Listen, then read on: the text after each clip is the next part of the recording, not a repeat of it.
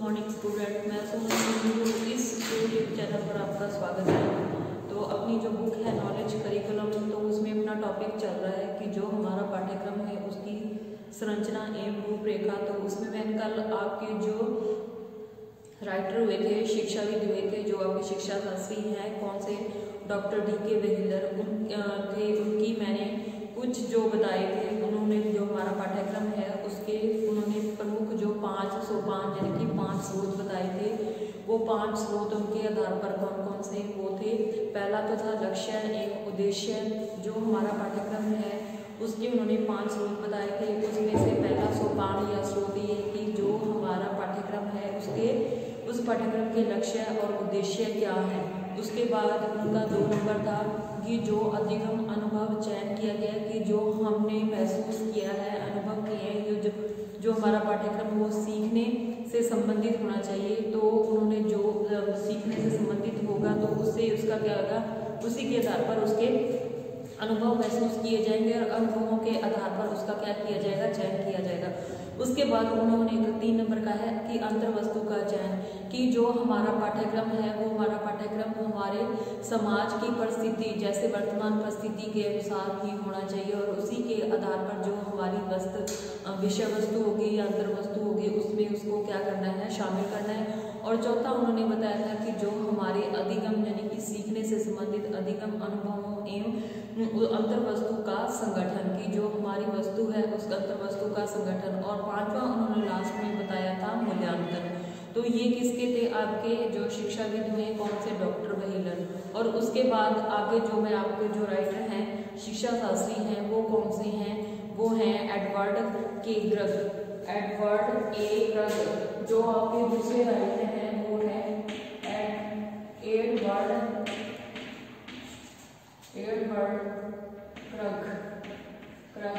Edward क्रग के अनुसार उनका मानना है, एडवर्ड क्रग हुए हैं एडवर्ड ए क्रग। अब उन्होंने जो हमारे 5 स्टेप सोपान या स्रोत बताए हैं जो हमारा पाठ्यक्रम है, उन पाठ्यक्रम में किन सोपानों को क्या करना है, अपने को ध्यान में रख के उनको बनाना है। तो जो हमारा पाठ्यक्रम है उसमें क्या करना है, जो बड़े ही रोचक ढंग से उन्होंने उनको प्रस्तुत करने के लिए बोला है। तो उसमें उन्होंने 1 नंबर बात ये कही है कि जो हमारा पाठ्यक्रम है, पाठ्यक्रम के जो उद्देश्य हैं, उद्देश्य निर्धारण से शैक्षिक जो हमारा कार्यक्रम है, शैक्षिक कार्यक्रम को एक निश्चित क्या मिलती है, दिशा मिलती है। जो हमारे पाठ्यक्रम के उद्देश्य अगर निर्धारित होंगे तो उस निर्धारित उद्देश्यों के आधार पर जो हमारा शैक्षिक कार्यक्रम है उसको क्या एक दिशा मिलती है। उन्होंने 1 नंबर बात कही है। 2 नंबर उन्होंने ये कहा है कि जो हमारी शैक्षिक क्रियाएं हैं, जो भी हम बच्चे को शिक्षा के पाठ्यक्रम के माध्यम से जो भी हम क्रियाएं करवाते हैं, शिक्षा के साथ साथ जो भी बच्चे को क्रियाएं करवाई जाती हैं, क्रियाओं की प्रकृति का निर्धारण होता है। 2 नंबर बात ये कही है कि जो हमारी शैक्षिक क्रियाओं की प्रकृति है उसका भी क्या होता है, निर्धारण होता है।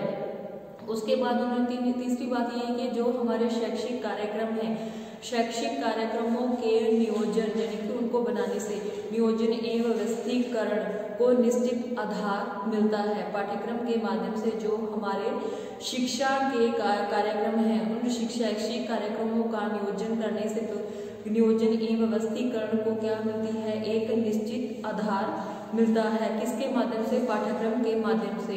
उन्होंने कहा कि जो हमारी शैक्षिक क्रियाओं को भी बल मिलता है।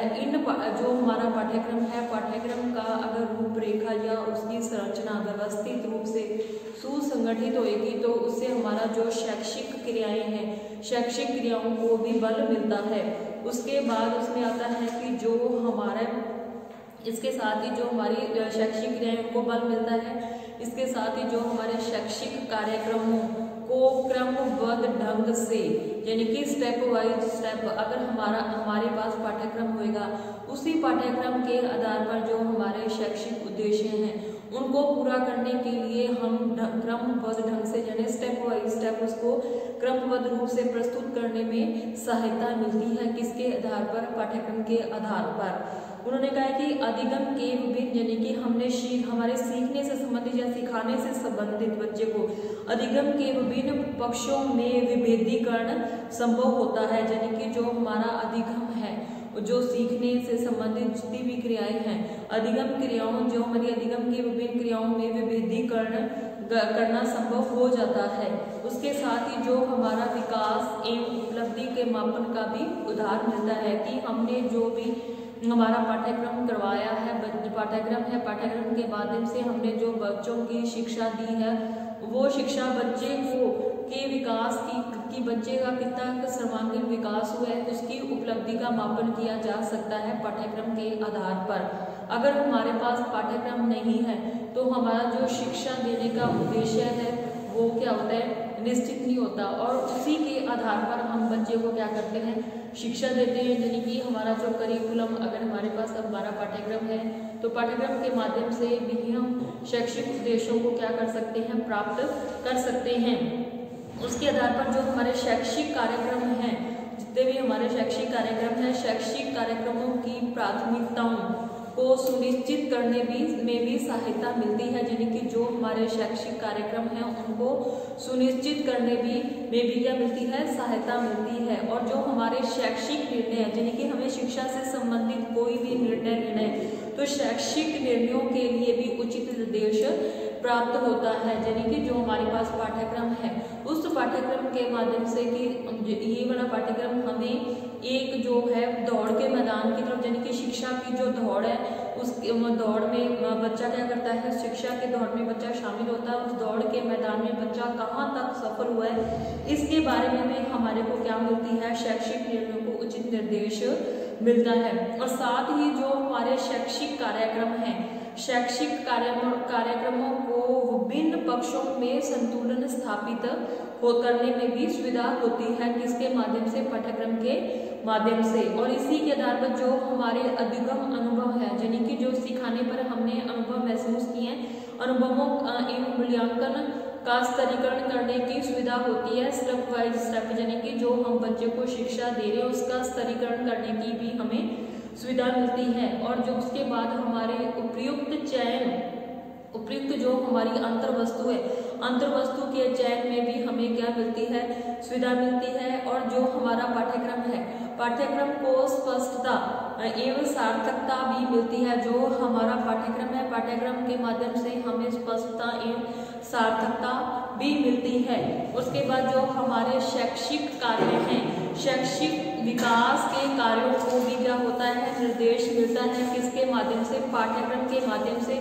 हम पाठ्यक्रम के माध्यम से हम जो बच्चे के जो बच्चा शिक्षा ग्रहण करता है उसके माध्यम से उसको उचित दिशा निर्देश मिलते हैं।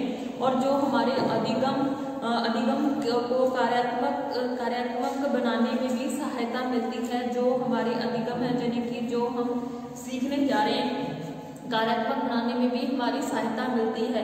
उसके बाद जो हमारा उपयुक्त अधिगम है, जितने भी हमारे अधिगम परिस्थितियों को उत्पन्न करने में सुविधा होती है। अधिगम यानी कि हमने जो महसूस किया, यानी कि जो हमारी आज वर्तमान की शिक्षा है वो वैज्ञानिक और तकनीकी के आधार पर शिक्षा दी जाती है। और इस शिक्षा में हमने यह महसूस किया कि जो हमारी शिक्षा आज की शिक्षा है उसमें बच्चे को कंप्यूटर शिक्षा देना अनिवार्य है। उसके साथ ही हमारी जो शिक्षा है उसका माध्यम अंग्रेजी होना चाहिए, क्योंकि ये वर्तमान समय की मांग बच्चे को अंग्रेजी में शिक्षा दिलानी है। तो उसी के आधार पर जो हमारा कार्यक्रम होता है शिक्षा का, वो कैसा था? वो परिस्थितियों के अनुसार, यानी कि जो हमारे वर्तमान समय में हमारे समाज की मांग है उसके आधार पर भी हम बच्चे को शिक्षा देते हैं। और ये किसके माध्यम से संभव होता है? यह पाठ्यक्रम के माध्यम से संभव हो पाता है। उसके बाद में जो हमारी शैक्षिक प्रक्रिया को सुपरिभाषित किया जा सकता है, यानी कि जो हमारी शिक्षा की व्यवस्था है, शैक्षिक जो हमारी प्रक्रिया है उसको क्या किया जा सकता है? सुपरिभाषित किया जा सकता है। किसको? हमारी शिक्षा को। अगर हमारे पास हमारा पाठ्यक्रम यानी कि हमारे पास हमारा सिलेबस निश्चित किया जाता है। और उसके साथ ही उन्होंने ये बात एडवर्ड ए क्रगर उन्होंने कहा है कि जो हमारा वैध मूल्यांकन है, वैध मूल्यांकन भी क्या होता है? हमारे पाठ्यक्रम से संभव हो जाता है वैध मूल्यांकन, यानी कि उसमें वैधता हो, जो भी उसमें तथ्य हो वो पूर्ण सत्यता के आधार पर वैधता पूर्ण हो। और ये किसके माध्यम से संभव होता है कि जो हमारे शैक्षिक उद्देश्य हैं उनका वैध मूल्यांकन भी किया जा सकता है। ये इन्होंने बोला है, एडवर्ड ए क्रग ने बोला है। अब आगे जो हमारा पाठ्यक्रम है, जो इसमें आगे ये तो हो गया आपका पाठ्यक्रम की संरचना और रूपरेखा की, उसका ढांचा कैसा होना चाहिए हमारे पाठ्यक्रम का, और किन किन बातों को ध्यान में रख के हमें पाठ्यक्रम को बनाना चाहिए। उसके बाद हमारा पाठ्यक्रम का संगठन, यानी कि ऑर्गेनाइजेशन, उसका ग्रुप कैसा होना चाहिए। तो आगे जो आपका पॉइंट है पाठ्यक्रम का संगठन, पाठ्यक्रम का संगठन, पाठ्यक्रम का संगठन है कि ऑर्गेनाइजेशन की उसको कैसे प्रस्तुत किया जाना चाहिए, करिकुलम ऑर्गेनाइजेशन यानी कि उसका संगठन कैसा होना चाहिए। तो उसमें देखो जो हमारा पाठ्यक्रम है, पाठ्यक्रम के विभिन्न सोपानों, यानी कि जो हमारा पाठ्यक्रम है उसके विभिन्न यानी कि अलग अलग प्रकार के स्रोत हैं। विभिन्न स्रोतों के अंतर्गत हम क्या करते हैं, शैक्षिक उद्देश्यों के निर्धारण, यानी कि जो हमारा शिक्षा देने का मुख्य उद्देश्य है, वो अगर हम कोई भी काम करते हैं, अगर हम उस काम को एक संगठन बना के, यानी कि उस काम को करवाने के लिए एक संगठन या ग्रुप बना के उस काम को डिवाइड करवा के उस काम को करवाते हैं, तो उस काम में क्या होता है, हमें उचित उसका क्या मिलता है, रिजल्ट मिलता है। जैसे कि हमारा पाठ्यक्रम है, अगर हम पाठ्यक्रम के माध्यम से अगर हम बच्चे को शिक्षा देंगे तो हम अपने उद्देश्यों को प्राप्त कर सकते हैं। अगर हम बिना पाठ्यक्रम के, हमारे पास कोई सिलेबस नहीं होएगा, तो हम बच्चे को ऐसे ही शिक्षा देते रहेंगे, तो वो हमारी जो शिक्षा दी हुई शिक्षा क्या होती है, व्यर्थ मानी जाती है।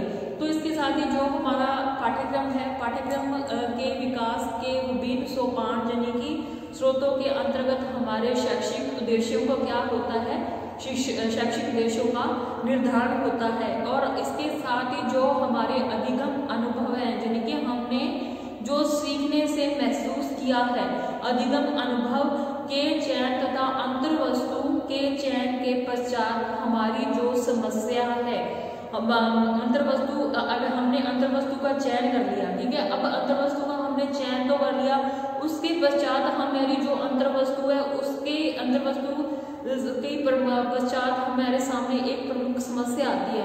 प्रमुख समस्या अंतर्वस्तु को संगठित करने की आती है, यानी कि हमने कोई चीज, हमें कोई काम करने के लिए हमने डिसाइड कर लिया कि हम ये काम करेंगे। उस काम को करने के लिए, जैसे उदाहरण के तौर पे बता दूं कि आपको क्या करनी है, बिल्डिंग बनानी है। तो बिल्डिंग आपने सोच लिया, आपने एक अंतर्वस्तु तैयार कर ली कि मुझे बिल्डिंग बनानी है।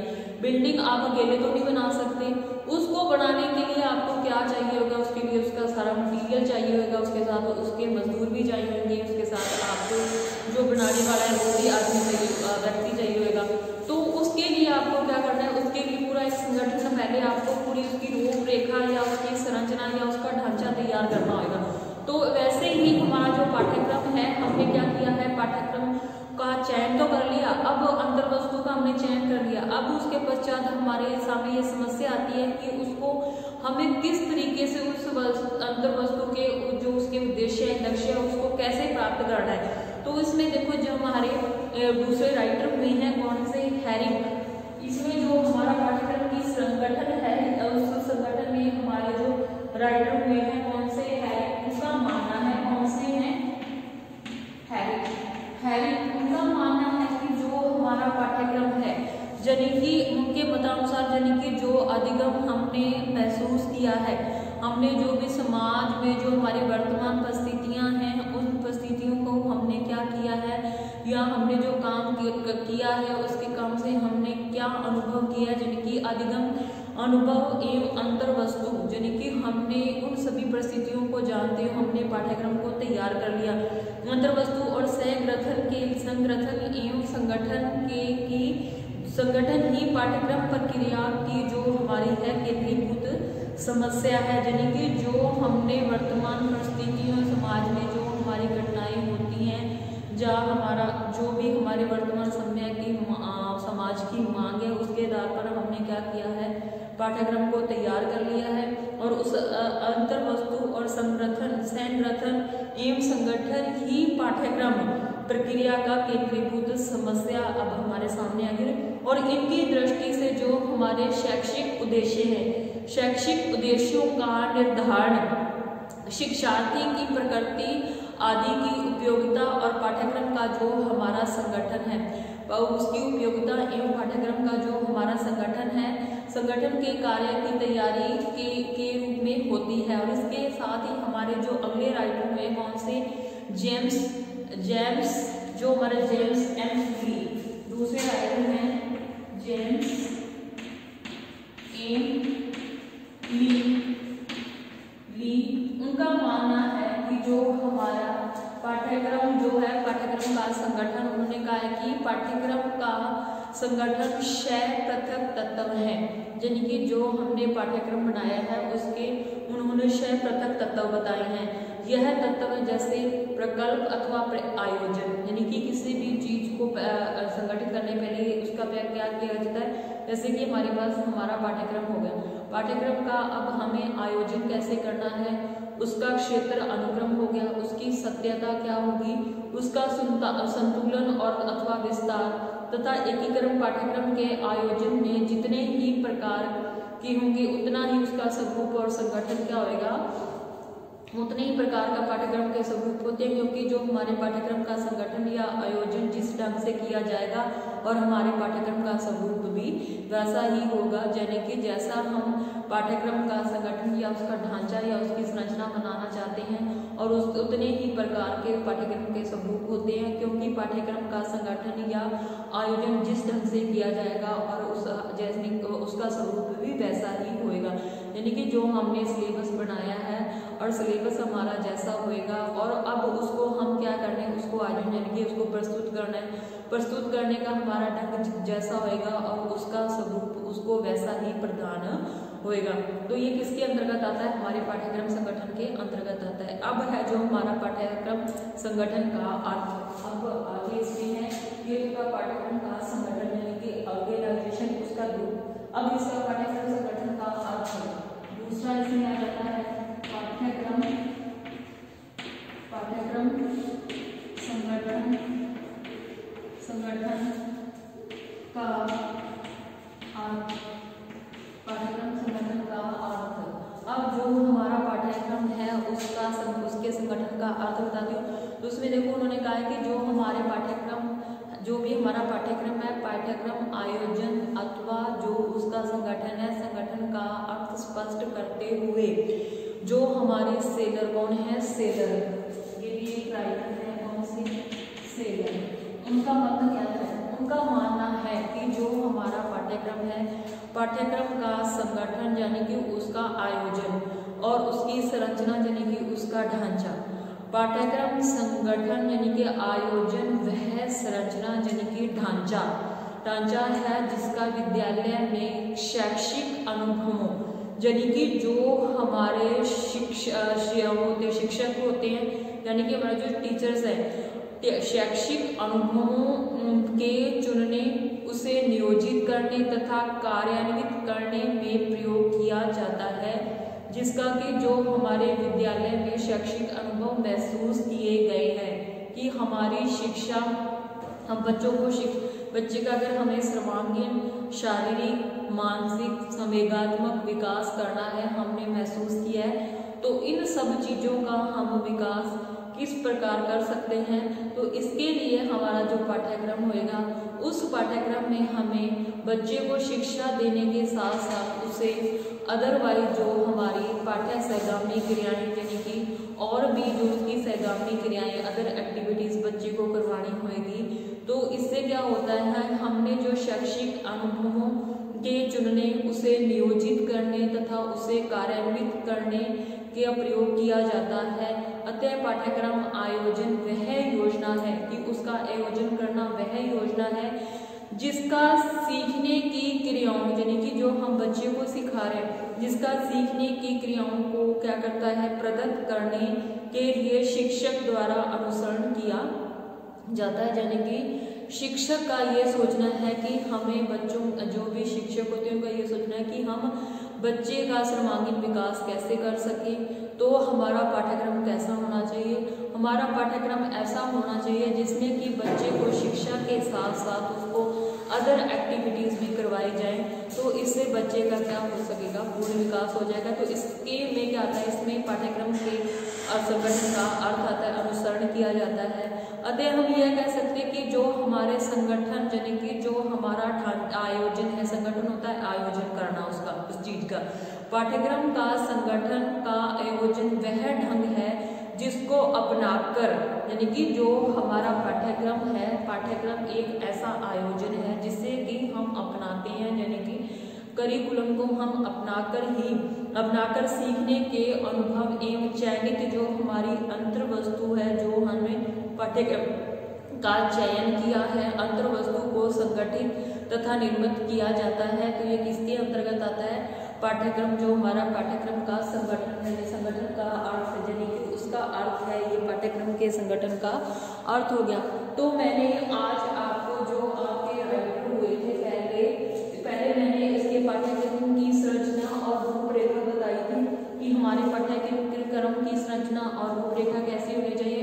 इसमें हमारे पहले राइटर हुए थे A.D. व्हीलर थे। कौन से थे वो, आपके राइटर D.K. व्हीलर। उन्होंने 5 बातें कही थी हमारे पाठ्यक्रम की संरचना रूपरेखा बनाने के लिए। उन्होंने कहा कि हमारा पाठ्यक्रम कैसा होना चाहिए, तो उनकी पहली बात तो ये थी कि हमारा जो पाठ्यक्रम है उसके लक्ष्य एवं उद्देश्य। 2 नंबर उन्होंने बात की थी कि जो अधिगम हम महसूस करते हैं वर्तमान परिस्थितियों में कि हमारा पाठ्यक्रम कैसा होना चाहिए। वर्तमान में यह महसूस किया गया है कि जो हमारा पाठ्यक्रम है उस पाठ्यक्रम में तकनीकी के आधार पर, यानी कि हमारा जो आज की शिक्षा है वो कंप्यूटराइज है, यानी कि और जो उसका माध्यम है अंग्रेजी होना चाहिए। तो ये समाज में महसूस किया जाता है। तो अधिगम अनुभवों का चयन हो, उसके बाद अंतर्वस्तु का चयन करना है, उसके बाद आपका चौथी बात उन्होंने कही अधिगम अनुभवों एवं जो हमारी अंतर वस्तु का संगठन यानी कि उसका ढांचा, अगर लास्ट में उन्होंने कहा था मूल्यांकन। उसके बाद हमारे दूसरे राइटर में उन्होंने इसकी संरचना और रूपरेखा कैसे बताई है। दूसरे थे हमारे एडवर्ड ए क्रग। उनका मानना है कि जो हमारा पाठ्यक्रम है उसके ऐसा पाठ्यक्रम होना चाहिए जो हमारे उद्देश्य निर्धारण और शैक्षिक कार्यक्रम जो हमारे हैं,